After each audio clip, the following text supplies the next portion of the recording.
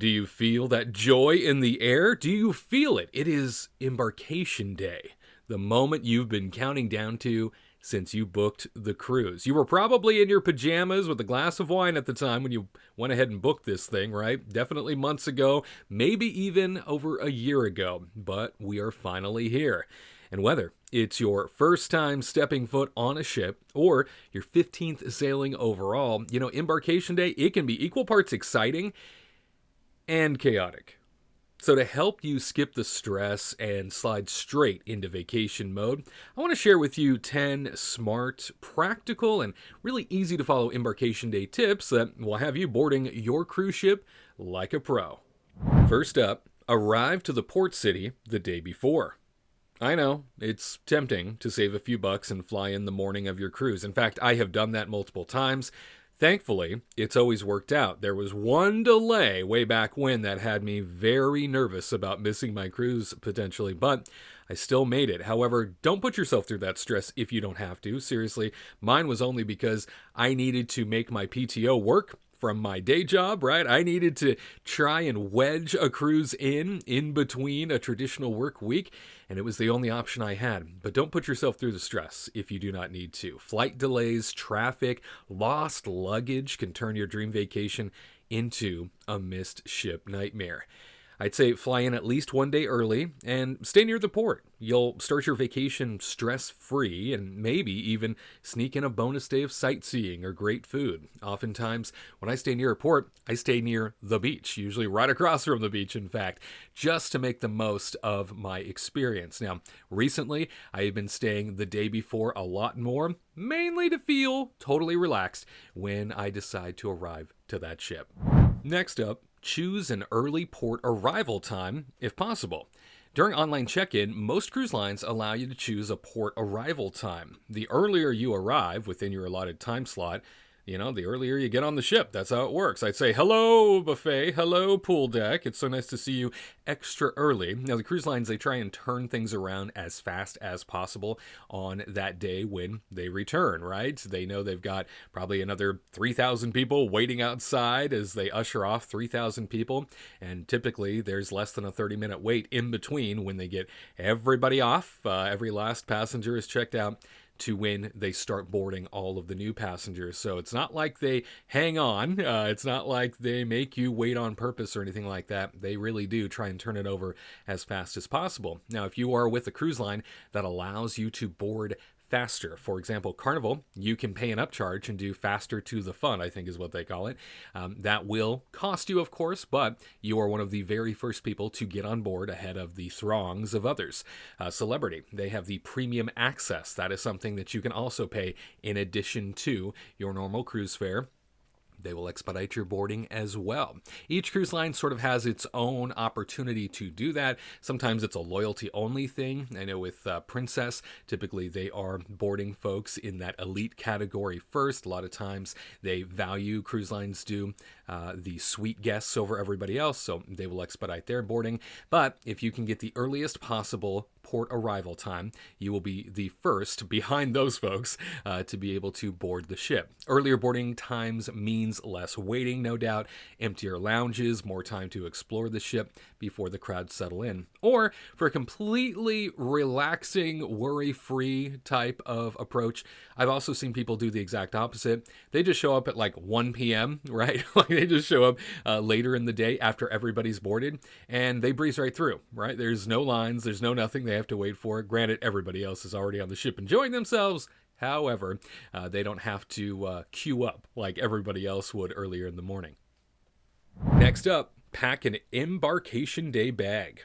Your checked luggage might not show up to your cabin for a few hours, so pack a small carry-on or day bag with the essentials that you're going to need. I always say make sure you've got your passports, your cruise documents in that bag, any medications you need. Sunscreen is also critical. Swimwear, flip-flops, that sort of a thing. Think what you will be doing activity-wise on day one. When you embark, what are you going to do first, and pack according to that. Travel size toiletries, sunglasses, maybe a hat if you need it, a change of clothes if you need that, and certainly a power charger for your phone or a power bank in general. And I always say if you're cruising with kids, toss in some snacks, toss in those small toys. You know what it's like. Maybe some headphones to keep them occupied during the downtime, but have a carry-on bag when you board. Now, as a traditional solo traveler myself, I only travel with one bag, right? I might have an additional side bag with computer equipment, technology, and that.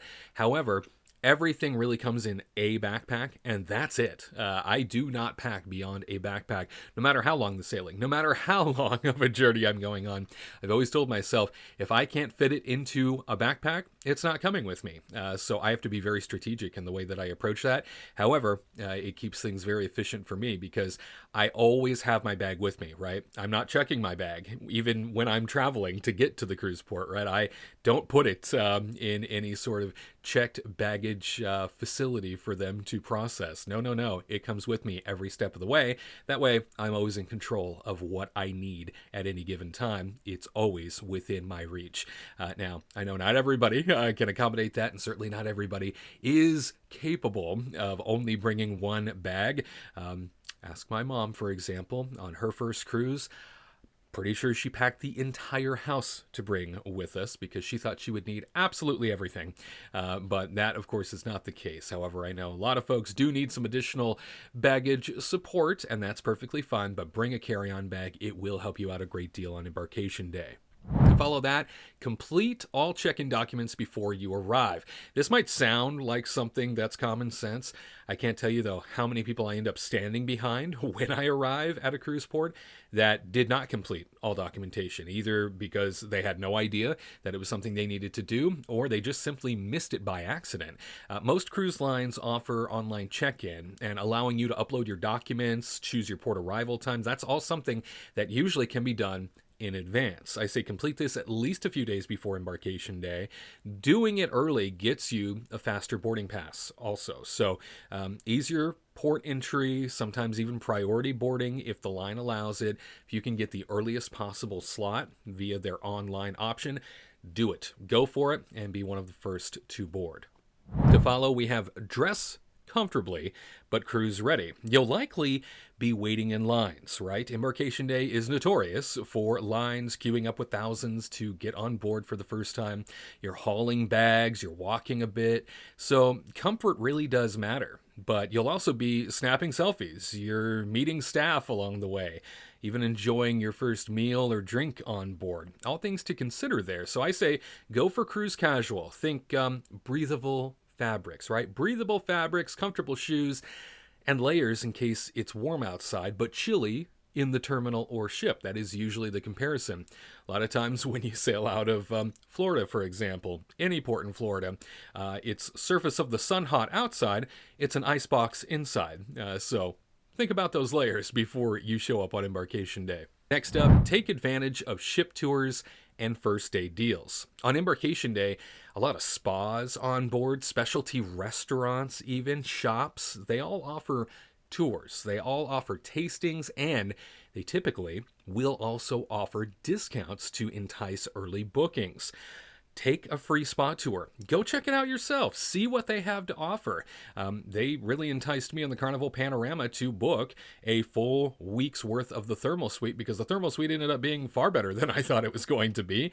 Was truly impressed with that experience, and that ended up costing me, I think, $150, $140, something like that.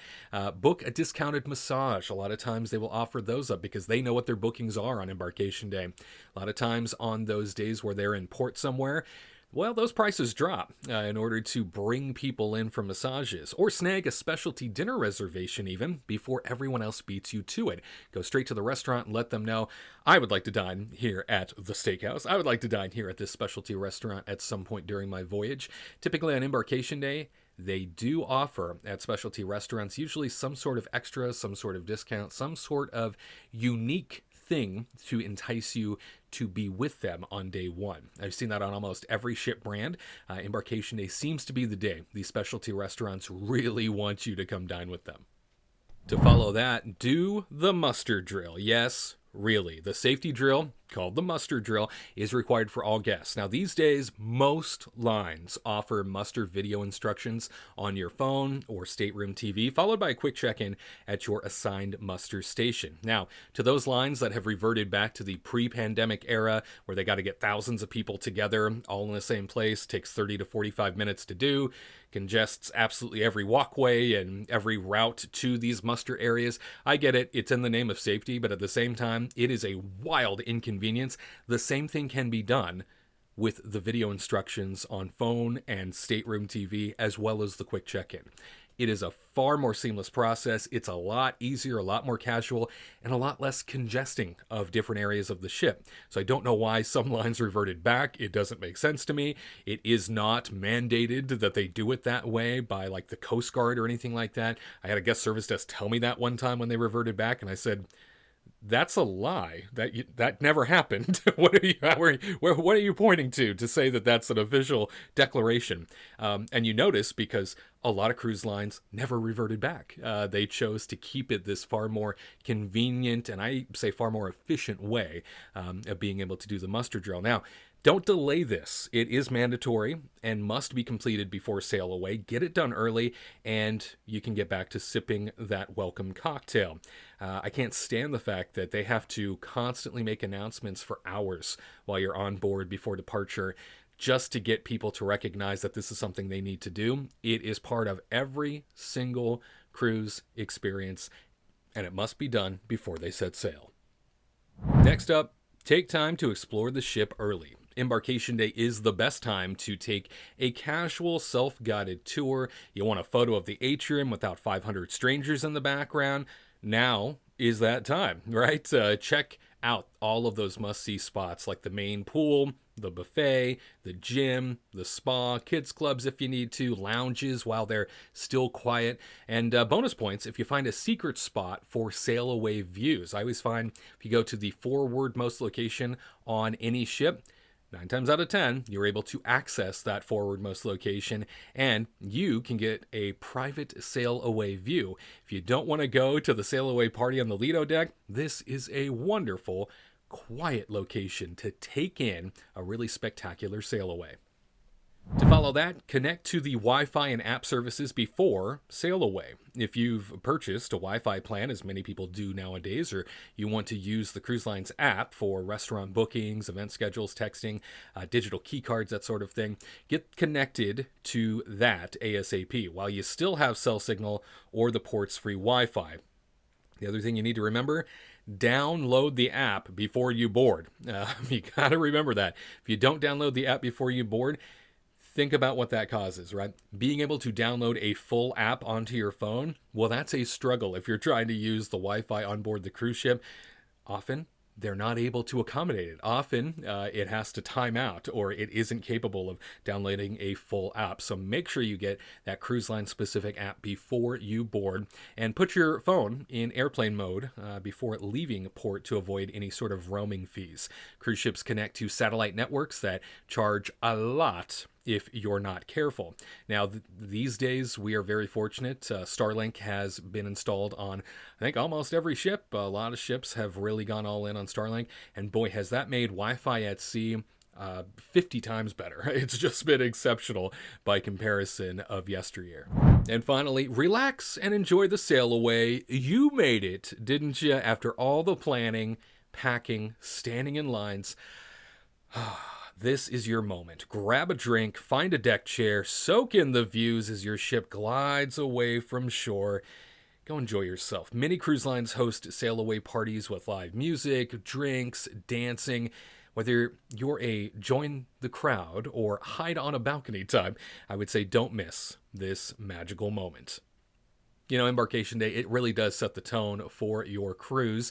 And with just a little preparation, it can go from chaotic to carefree. Whether you're cruising with family, friends, or you're flying solo like I often do, following these Embarkation Day tips will help you step aboard ready to relax, ready to recharge, ready to enjoy every second. So let the vacation vibes begin, and bon voyage to you. And if you'd like to check out more of what I have to offer when it comes to solo traveling in general, check out thesolocruise.com. Lots of resources, lots of guides there, lots of videos to share with you. In addition to that, if you'd like to check out a recent full-length solo journey that I went on when it came to a Virgin voyage, check out that video on the right. And for more cruise tips in general across all lines, check out that video on the left. We'll see you next time on the Solo Cruiser.